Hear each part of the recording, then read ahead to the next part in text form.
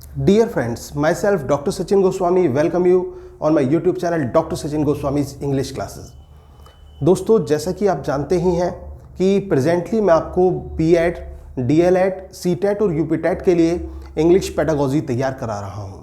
और ये जो क्वेश्चंस हैं साथियों, जो बीएड के सिलेबस में लगे हुए हैं, डीएलएड के सिलेबस में लगे हुए हैं, यही पार्ट है आपके सीटेट, यूपीटेट या फिर आप किसी भी अन्य स्टेट का टेट का एग्ज़ाम दे रहे हैं, तो उनमें जो क्वेश्चंस हैं वो कहीं बाहर से नहीं आते हैं साथियों, वो यहीं से निकल कर आते हैं। और जो स्टूडेंट्स हैं वो बहुत ज़्यादा कंफ्यूज रहते हैं कि सर ये क्वेश्चंस कहाँ से आ गए, पेडागोजी तो बहुत डिफरेंट आई है और डिफ़िकल्ट आई है। साथियों, कुछ भी डिफ़िकल्ट नहीं है, ये सब इसी में से आते हैं। चाहे हम लैंग्वेज की बात करें या उसके कैरेक्टरिस्टिक्स की बात करें या फिर सेकंड लैंग्वेज की बात करें या फिर हम बात करें आपके मेथड्स ऑफ इंग्लिश टीचिंग के या फिर अप्रोचेज ऑफ टीचिंग इंग्लिश, ये सभी पार्ट जो हैं वो यहीं से आते हैं साथियों, सभी के सभी यहीं से आते हैं। तो चाहे वो अप्रोचेज हैं, चाहे वो मेथड है, कुछ भी है, सब कुछ यहीं से आता है। तो आपको ये सब तैयार करना है साथियों। और ये जो सीरीज है ये आपके लिए बहुत ही इंपॉर्टेंट है, क्योंकि आपके एग्जाम्स में जो क्वेश्चंस हैं वो यहीं से आने हैं। तो साथियों, उम्मीद है कि आपको जो मैं ये टॉपिक्स करा रहा हूँ ये आपको पसंद आ रहे होंगे। दोस्तों, अगर आपको मेरी ये वीडियोस पसंद आ रही हैं, अच्छी लग रही है, तो प्लीज़ चैनल को सब्सक्राइब कर लीजिए अगर आपने अभी तक भी नहीं किया है। और अगर आपको वीडियो अच्छी लगे तो दोस्तों एक लाइक तो ज़रूर करना और कमेंट भी करना। साथियों, तो मैं स्टार्ट करता हूँ आज का टॉपिक। जो हमारा टॉपिक है approaches of teaching English. Approaches of teaching English कि अप्रोचेज क्या होती हैं और जो अप्रोचेज ऑफ टीचिंग इंग्लिश होती हैं उसको क्या कहा जाता है, किस तरह से हम डिफाइन करेंगे। सबसे पहले तो you must know what is an approach. Approach होती क्या है साथियों, सबसे पहले आपको ये पता होना चाहिए। जैसे कि जब मैंने आपको मेथड पढ़ाया था तो मेथड में मैंने आपको बताया था कि मेथड क्या होता है। ये एक ओवरऑल एक लेसन प्लान टाइप होता है जो टीचर तैयार करता है। एक मेथड, उसका अपना मेथडोलॉजी होती है। अप्रोच की बात करें तो अप्रोच क्या होता है साथियों, approach describes the nature of the subject matter to be taught. जो सब्जेक्ट मैटर पढ़ाया जा रहा है उसके नेचर को रिप्रेजेंट करता है जो अप्रोच होता है। अप्रोच क्या दर्शाता है, सब्जेक्ट मैटर जो पढ़ाया जा रहा है उसका नेचर क्या है, उसको रिप्रेजेंट करता है अप्रोच। और it is only a notion और आइडिया विच मे बी और मे नॉट बी एक्सेप्टेड। ये केवल एक नोशन है, एक आइडिया है साथियों, जिसको एक्सेप्ट भी किया जा सकता है और एक्सेप्ट नहीं भी किया जा सकता है। तो उम्मीद है कि आपको ये अप्रोच समझ में आया होगा कि अप्रोच होती क्या है। सबसे पहले अप्रोच समझिए साथियों।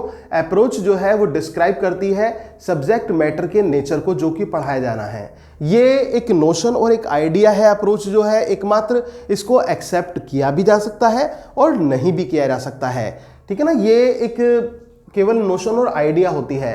It is a point of view और फिलॉसफी।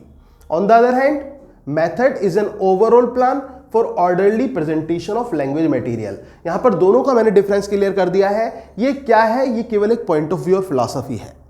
अप्रोच इससे ज्यादा कुछ नहीं है साथियों, एक अपना पॉइंट ऑफ व्यू, अपना पर्सपेक्टिव्स जो है वो है और अपनी फिलॉसफी है। और दूसरी तरफ जो मेथड है वो एक ओवरऑल प्लान होता है जो कि एक ऑर्डरली प्रेजेंटेशन किया जाता है। जब हम लैंग्वेज मटेरियल्स को प्रेजेंट करते हैं तो वहां पर वो मेथड का यूज करते हैं। अब साथियों, इस अप्रोच में सबसे पहली अप्रोच जो आपके लिए बहुत इंपॉर्टेंट है, आपके बीएड में, डीएलएड में, ये कोर्स में भी है, और इसके साथ साथ साथियों ये सबसे ज़्यादा पूछा जाता है सीटेट में, यूपीटेट में और अदर स्टेट टेट में कि स्ट्रक्चरल अप्रोच क्या होती है। या फिर वो दे देते हैं और बताते हैं इनमें से बताइए ये जो तरीका है जो टीचर ने यूज़ किया ये कौन सी अप्रोच का है। तो साथियों वो स्ट्रक्चरल अप्रोच का होता है। और स्ट्रक्चरल अप्रोच क्या होती है पहले ये समझना जरूरी है। ये एक साइंटिफिक स्टडी होती है of fundamentals structure of English language. So what is structural approach?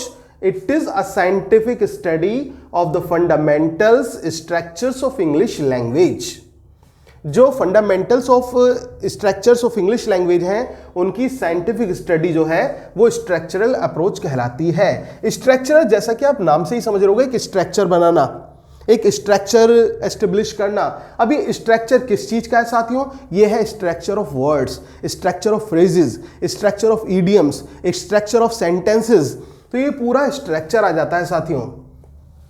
There analysis and logical arrangement, उनका एनालाइज करना और उनका लॉजिकल अरेंजमेंट करना, that is called structural approach. इतना आपके लिए इनफ है जानना कि स्ट्रक्चरल अप्रोच क्या होती है साथियों। स्ट्रक्चरल अप्रोच जो है वो एक साइंटिफिक स्टडी होती है हमारे fundamental structures of English language की। जो इंग्लिश लैंग्वेज में हमारे फंडामेंटल स्ट्रक्चर्स होते हैं उनकी साइंटिफिक स्टडी स्ट्रक्चर कहलाती है, और their analysis and logical arrangement, और उनका विश्लेषण करना और उनका एक लॉजिकल अरेंजमेंट करना, this is called structural approach. ये स्ट्रक्चरल अप्रोच कहलाती है। उम्मीद है कि आपको ये चीज समझ में आई होगी।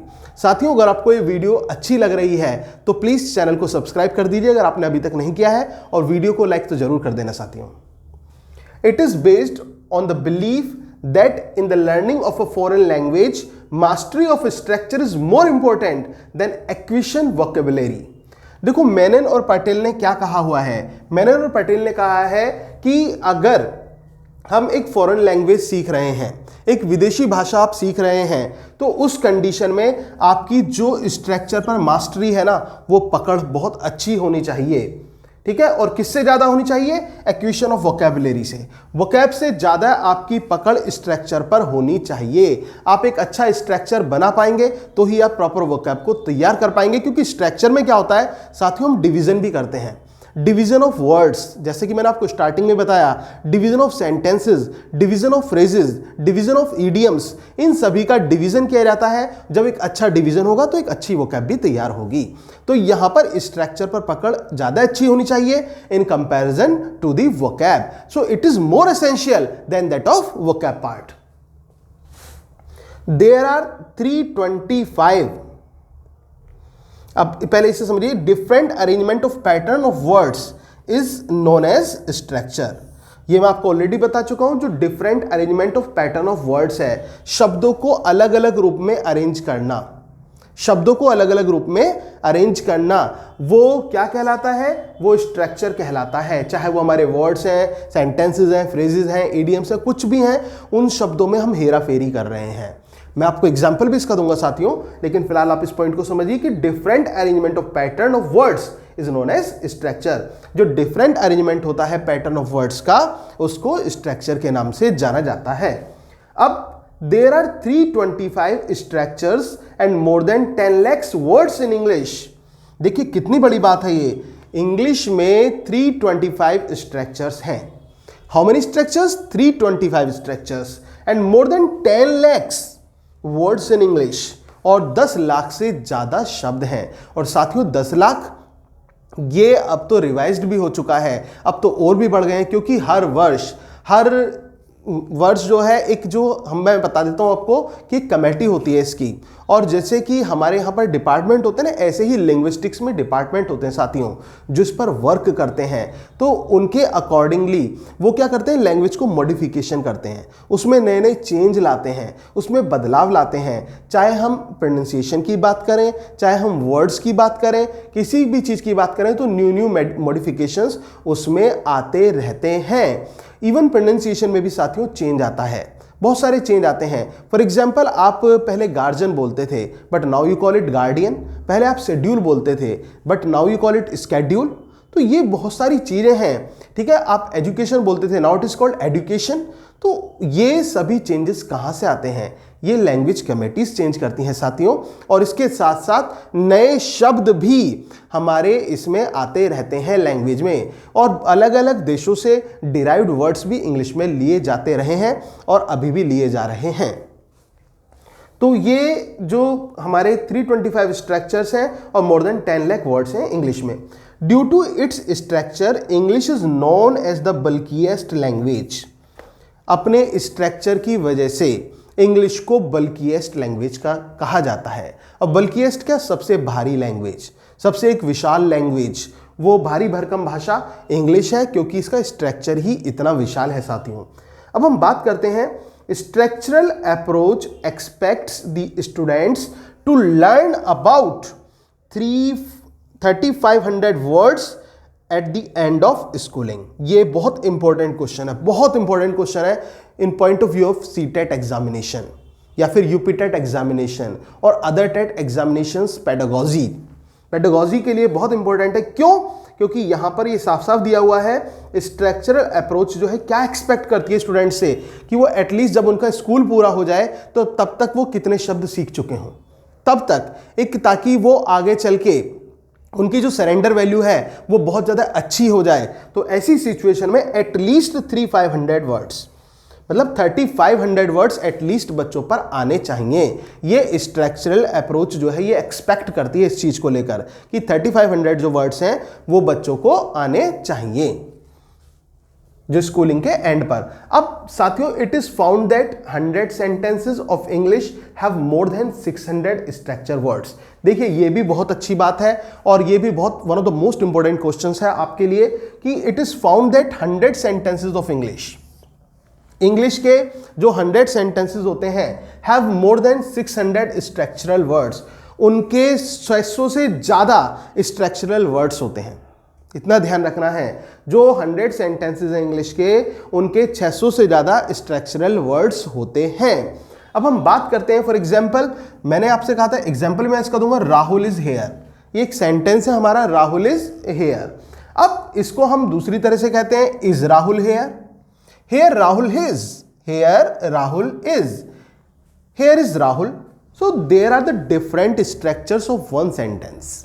एक सेंटेंस के अलग अलग स्ट्रक्चर्स हैं। यहां पर देखिए Rahul is here, is Rahul here, here Rahul is और हेयर इज राहुल।